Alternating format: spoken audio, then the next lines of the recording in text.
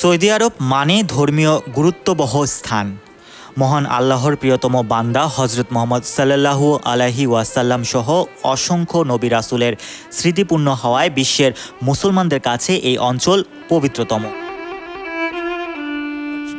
চুরি, ব্যভিচার সহ যে কোনো অন্যায় অপকর্ম সেখানে অবৈধ ও আইনগত দণ্ডনীয় অপরাধ।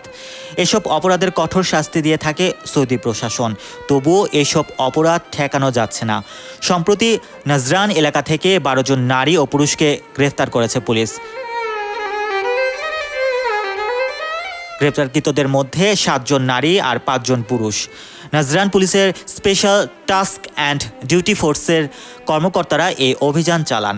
আটক 12 প্রবাসীর বিরুদ্ধে মামলা করা হয়েছে এবং তাদের বিচারের মুখোমুখি করা হচ্ছে। মামলার নথিসহ তাদের পাবলিক প্রসিকিউশনে পাঠানো হয়েছে। সৌদিতে কেউ পতিতাবৃত্তির সঙ্গে জড়িত হলে তাকে মৃত্যুদণ্ড, কারাদণ্ড এবং আর্থিক জরিমানার বিধান রয়েছে।